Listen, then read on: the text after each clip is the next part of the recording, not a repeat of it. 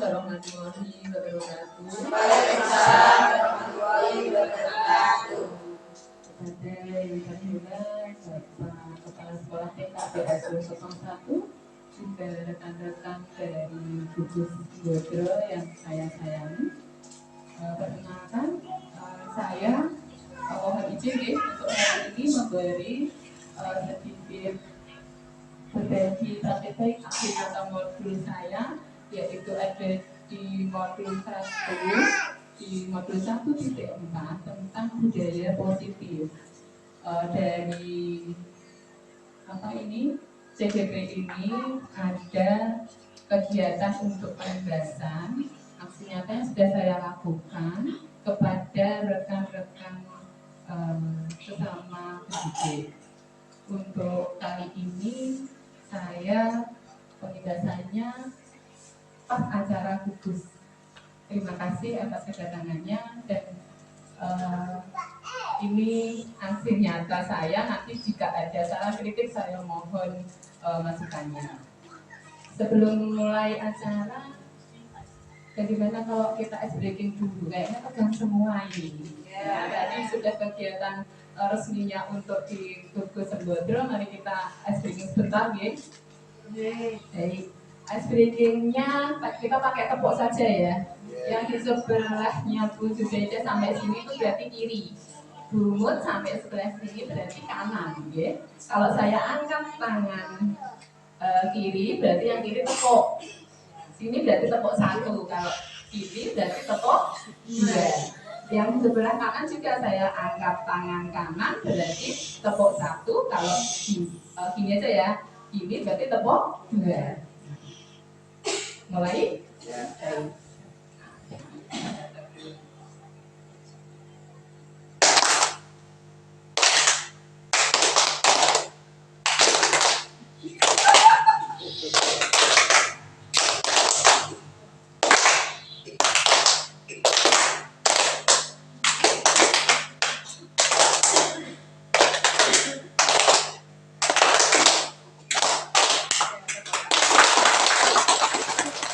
Konsentrasi tepuk saja gitu.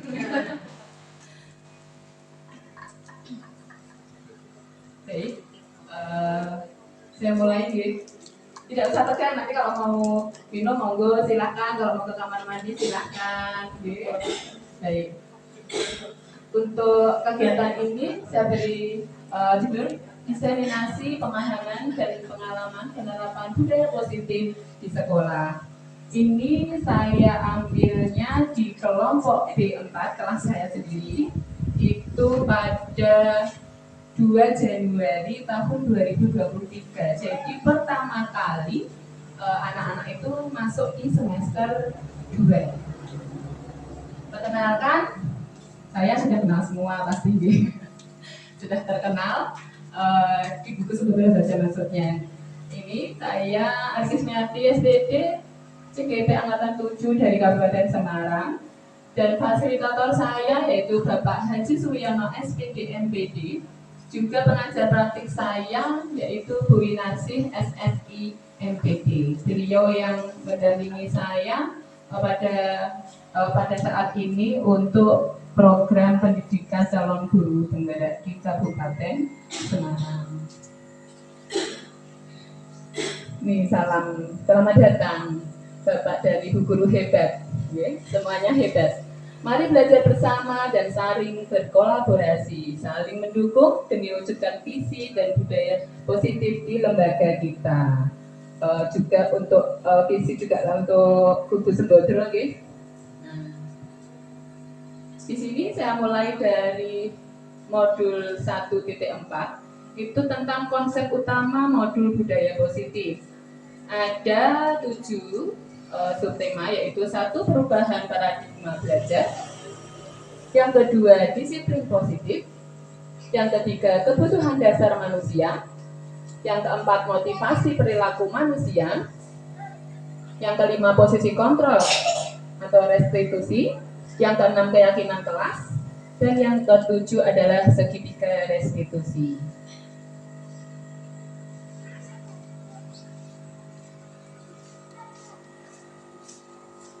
Untuk ini nanti akan saya jabarkan sedikit-sedikit.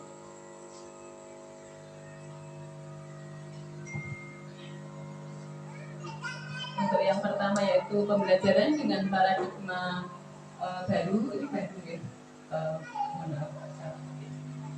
Pembelajaran dengan paradigma baru dirancang berdasarkan prinsip pembelajaran yang terdiferensiasi, sehingga setiap siswa belajar sesuai dengan kebutuhan dari tahap perkembangannya untuk mewujudkan profil pelajar Pancasila. Yang kedua, yaitu disiplin positif. Dalam budaya kita, makna disiplin dimaknai dengan sesuatu yang dilakukan seseorang pada orang lain untuk mendapatkan kepatuhan. Kita cenderung menghubungkan kata disiplin dengan ketidaknyamanan. Seperti perintah seperti itu ya. Disiplin positif merupakan salah satu cara penerapan disiplin yang bertujuan untuk menumbuhkan kesadaran serta memberdayakan anak untuk melakukan sesuatu tanpa sogokan, ancaman maupun hukuman. Sebagai pendidik, tujuan kita adalah menciptakan peserta didik yang memiliki disiplin diri sehingga mereka bisa berperilaku dengan mengacu pada nilai-nilai kebajikan universal dan memiliki motivasi intrinsik, bukan ekstrinsik. Untuk motivasi intrinsik itu yang bagaimana itu? Iya, dari dalam diri kita sendiri, dari dalam diri anak gitu ya. Kalau motivasi ekstrinsik dari luar, yaitu mungkin karena ada sokokan, ada hadiah, ada perintah dari orang lain, seperti itu. Kalau ibu-ibu pendidik inginnya peserta didik kita itu ingin yang motivasinya dari dalam atau dari luar karena dari sekarang dari dini kita tanamkan motivasi insting itu kepada peserta didik kita agar mereka itu mempunyai budaya positifnya itu memang dari dalam diri mereka sendiri tanpa perintah atau dari sogokan dari luar, seperti itu.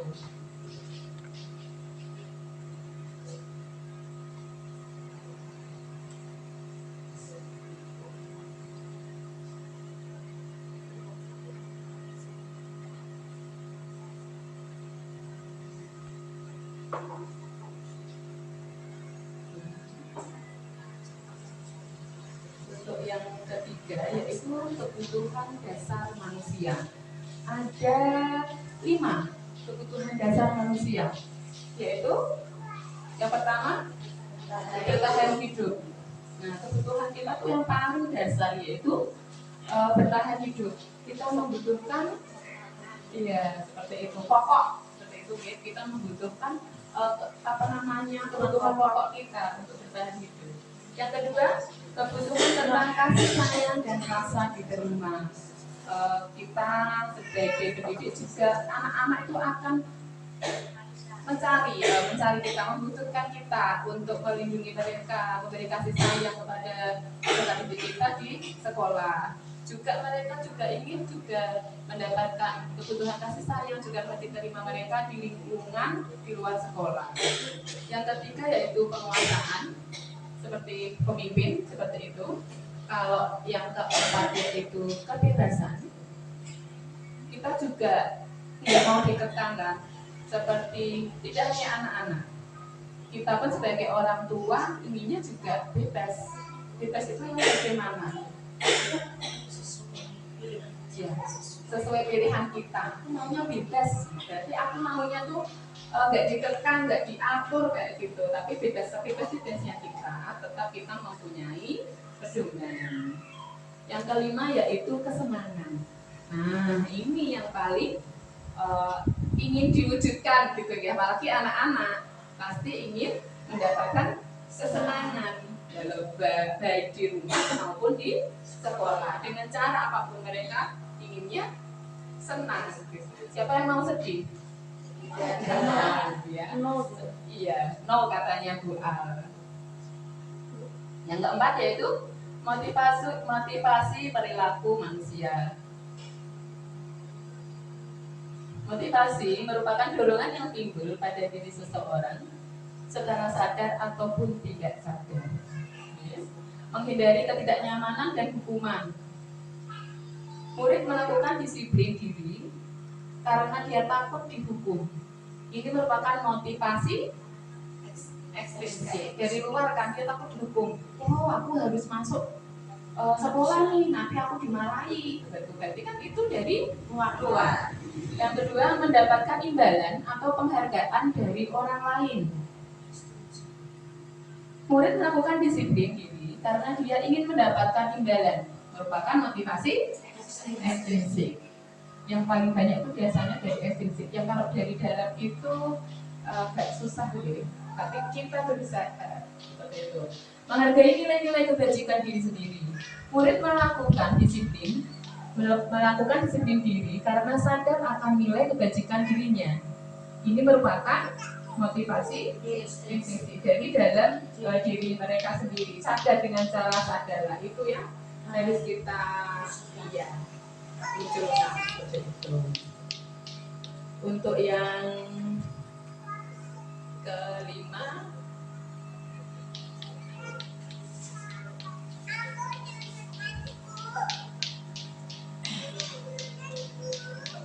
konsep disiplin dengan identitas gagal. Nah, kita menamakan disiplin itu dengan identitas gagal, yaitu satu hukuman. Karena hukuman itu sifatnya menyakitkan, tidak nyaman, murid akan merasa takut, kesannya memaksa, harus seperti itu ya.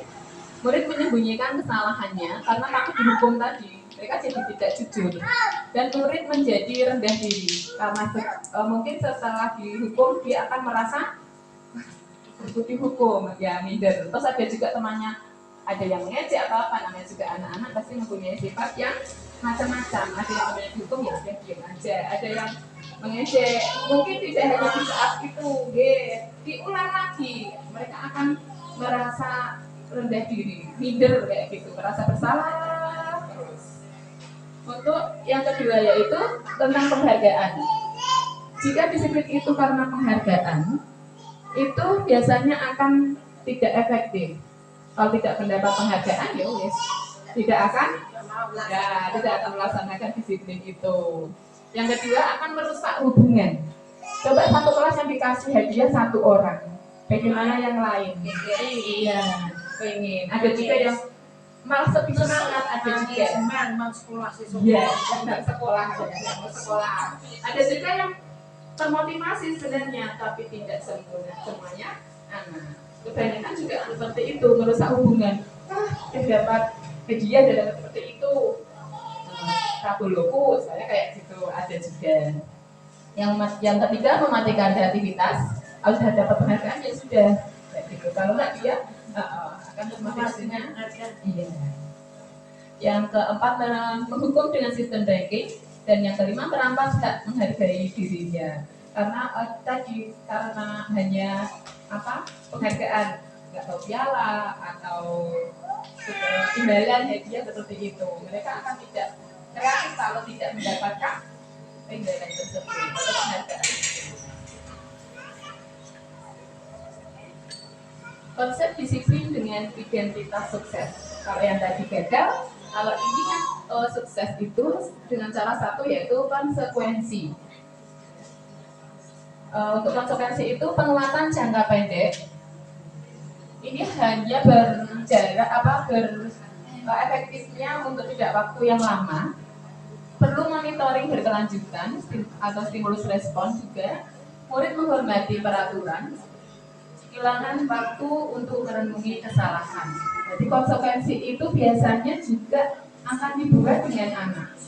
Kalau kamu seperti ini, seumpamanya kayak nakal temani.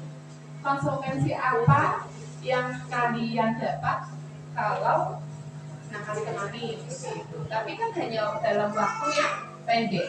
Itu seperti kesepakatan antara pembuat masalah atau pembuat ini tidak disiplin dengan sang pendidik atau orang tua. Untuk yang kedua yaitu restitusi. Murid bertanggung jawab untuk perilakunya, fokus pada pemecahan masalah jangka panjang. Murid menghormati dirinya dan orang lain. Teori kontrol yaitu dirinya memegang kontrol. Murid bersemangat memperbaiki kesalahan. Nah, ini restitusi itu nanti ada namanya segitiga restitusi. Sudah sampai di segitiga restitusi belum? Ada menstabilkan keadaan, di mana ini ada aksi nyata saya di 1.3 jika ada seseorang yang membuat kesalahan itu, tapi ada tahap-tahapannya untuk perbaikannya. Di sini saya juga mengenal restitusi itu juga dari pendidikan teologi penggerak ini, di mana restitusi adalah proses menciptakan kondisi bagi murid untuk memperbaiki kesalahan mereka, sehingga mereka bisa kembali pada kelompok mereka dengan karakter yang lebih kuat. Nah, ini nanti ada tahap-tahapannya. Ciri-ciri restitusi yaitu bukan menebus kesalahan, namun belajar dari kesalahan, bukan seperti hukuman atau konsekuensi. Terus memperbaiki hubungan, tawaran dan bukan paksaan. Jadi kita tawarkan kepada si pembuat masalah itu solusinya bagaimana. Terus menuntut untuk melihat ke dalam diri, mencari kebutuhan dasar yang mendasari tindakan anak tersebut atau seseorang yang tidak mematuhi budaya positif atau kesepakatan. Yang selanjutnya yaitu fokus pada karakter bukan tindakan. Dan yang terakhir menguatkan dan fokus pada solusi. Ini untuk ciri-ciri restitusi. Nanti teman-teman bisa mempraktekkannya tentang sedikit restitusi ini.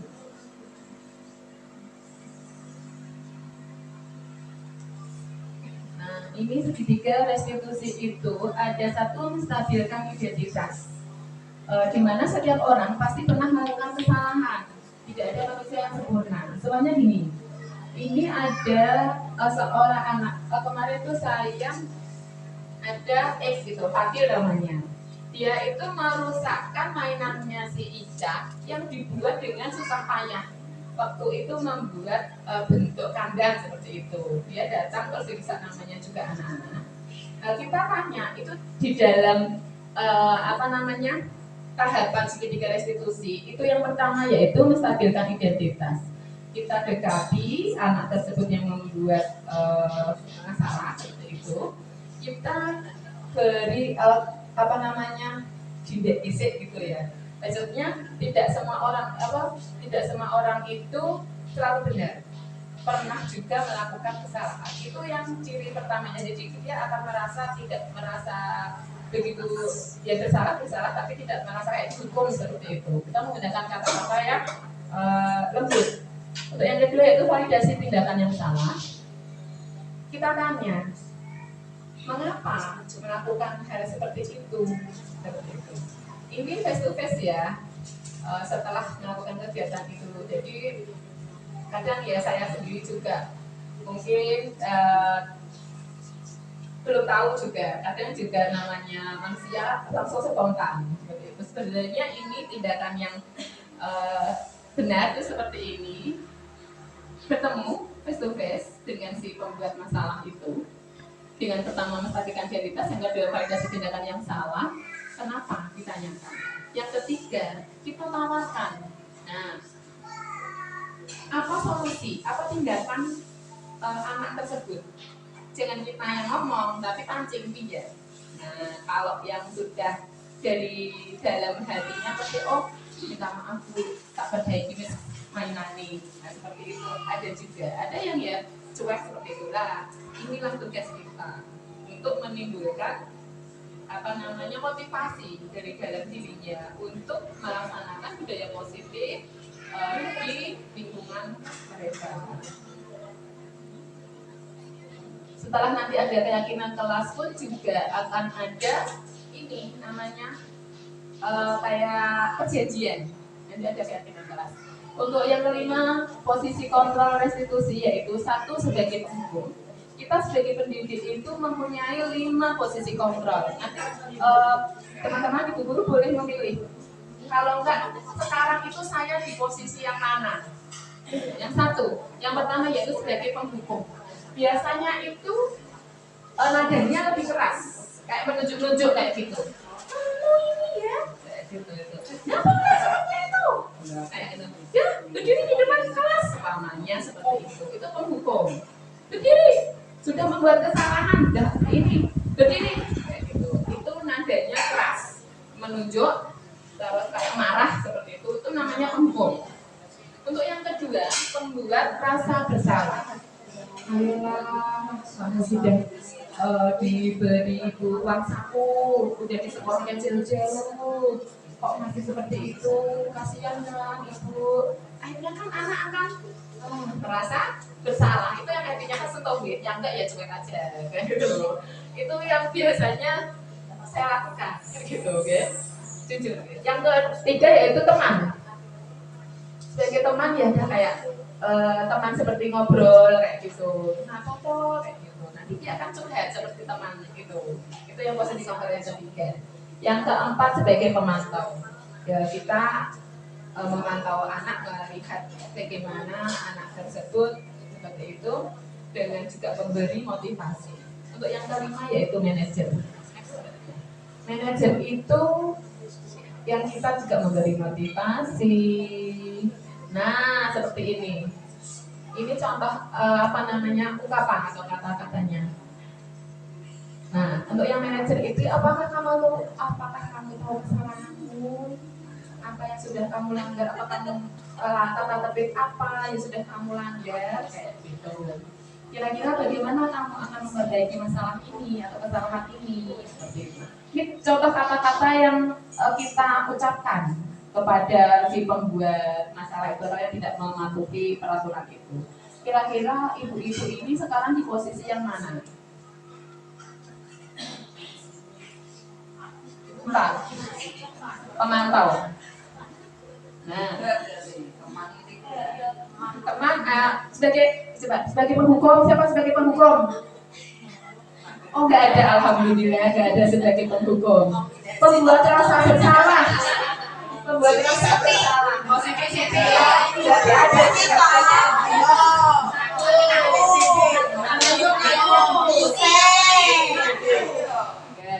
Yang ketiga sebagai teman. Ada. Yang tertib. Buat guru bangga, buat ibumu bangga, kayak gitu. Nanti kamu sudah keluar sini, lulus kamu jadi anak hebat. Yang keempat yaitu pemantau. Nah, ini biasanya konsekuensinya. Nah, untuk yang top manager, apakah kamu tahu kesalahanmu? Ditanyakan, kita balik bertanya. Apa yang sudah kamu langgar, terus bagaimana cara memperbaiki kesalahan itu? Siapa sudah jadi manajer ini? Nggak ada, beda campur-campur gitu. Iya, kombinasi ada yang sebagai pembelaan salah Siti, ada yang kadang sebagai teman. Mungkin jujur, mungkin belum konsisten ya Bu. Kadang juga kita menempatkan posisi kadang sebagai teman, pemantau, pembuat masalah atau manajer. Tapi yang diharapkan itu sebagai manajer gitu. Nah, sekarang untuk menimbulkan budaya positif itu dengan salah satu caranya yaitu keyakinan kelas. Nah, mengapa disebut keyakinan kelas? Mengapa bukan peraturan kelas? Ya, biasanya kan peraturan kelas. Apa bedanya keyakinan sama peraturan? Kepercayaan. Keyakinan. Iya. Iya, betul. Nah, seperti tadi di awal itu motivasi instruksinya ya. Mengapa kita memiliki peraturan tentang penggunaan helm? Itu diatur itu. Kita kan harus mematuhi karena biasanya peraturan itu dari satu pihak.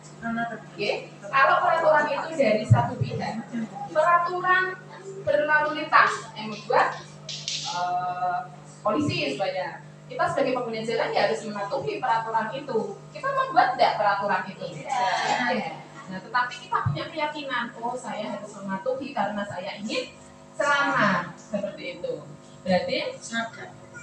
Iya, sadar. Mengapa kita harus pakai masker? Nah, biar sehat, tidak ada virus, seperti itu. Kalau keyakinan kelas itu dibuat biasanya bersama-sama. Nah, jadi kalau yang membuat bersama-sama biasanya dilaksanakan atau tidak? Lebih eling apa lebih gampang menghafal kalau peraturan? Nah, nanti kita ada berbagi praktik itu seperti ini. Nanti saya juga pernah melaksanakan ini di kelas tentang keyakinan kelas. Oke, next slide.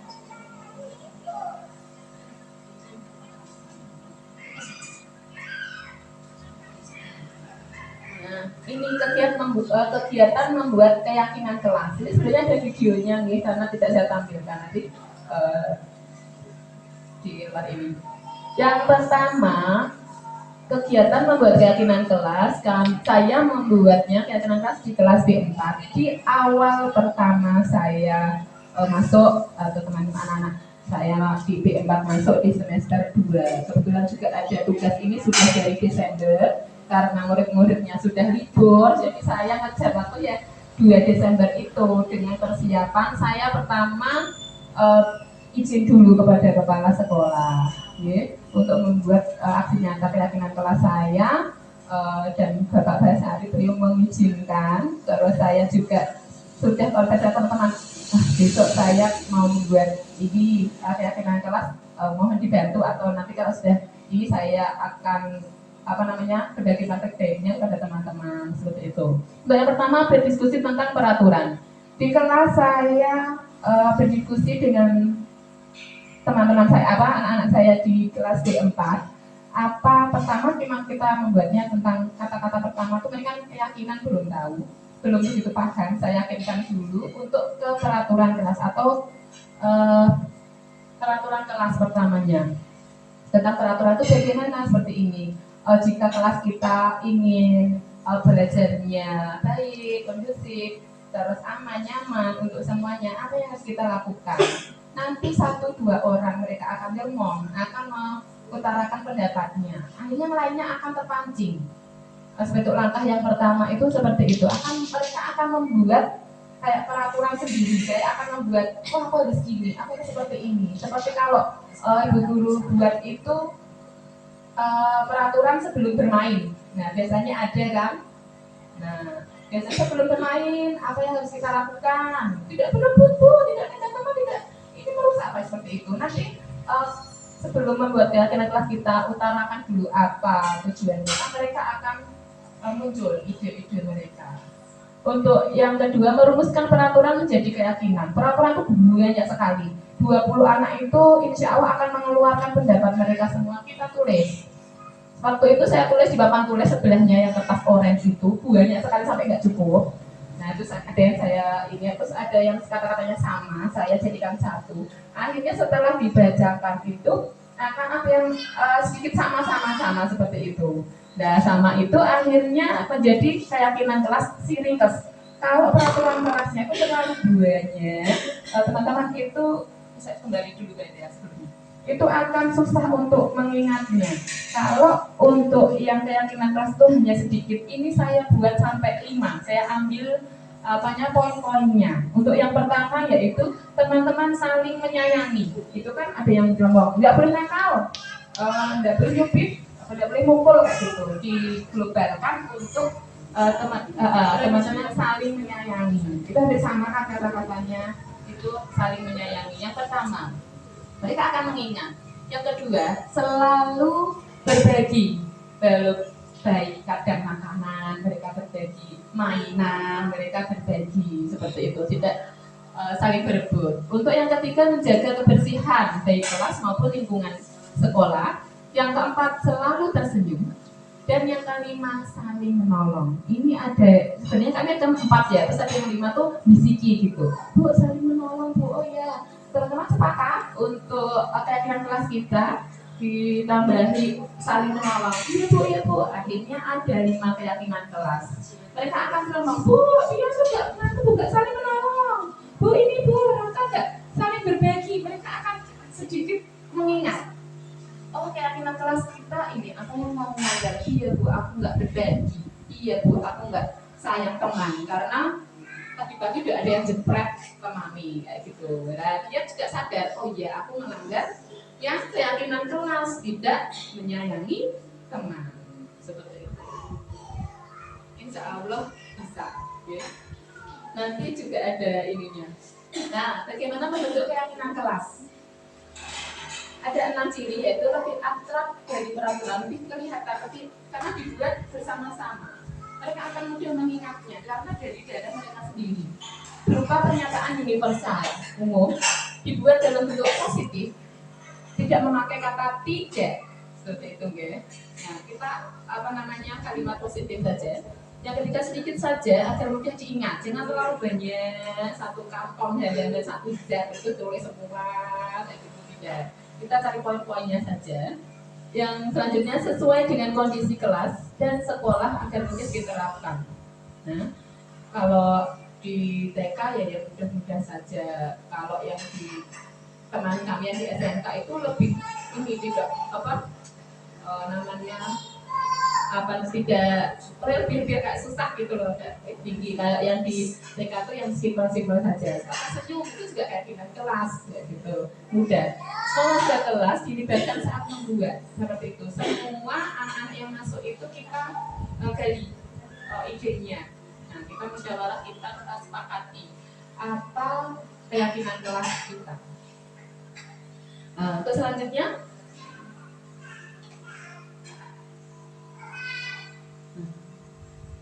ya, dalam penerapan program disiplin positif, hendaknya guru memiliki standar kepribadian, profesional, dan sosial yang baik, di mana guru mampu berefleksi pada posisi kontrolnya saat ini, bagaimana perjalanan dirinya sebagai seorang among, yaitu sebagai manajer, yang menuntun murid-murid menjadi insan yang mandiri, merdeka, dan bertanggung jawab. Semoga sesi belajar kita hari ini membawa manfaat sehingga dapat mewujudkan pelajar berprofil pelajar Pancasila. Salam Merdeka Belajar.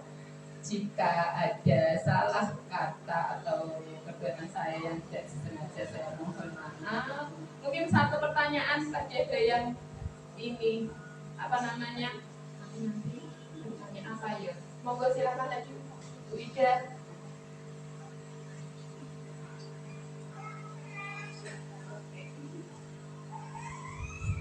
Dipakai Ibu Ida katanya. Monggo Bu Ida. Bagaimana tadi? Kalau bisa saya jawab. Assalamualaikum warahmatullahi wabarakatuh. Waalaikumsalam warahmatullahi wabarakatuh.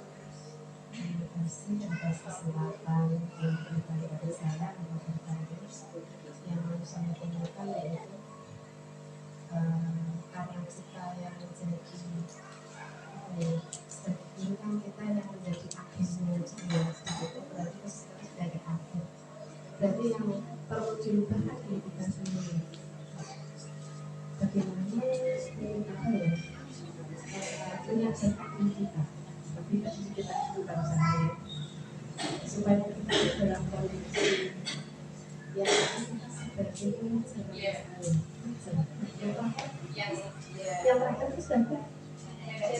sudah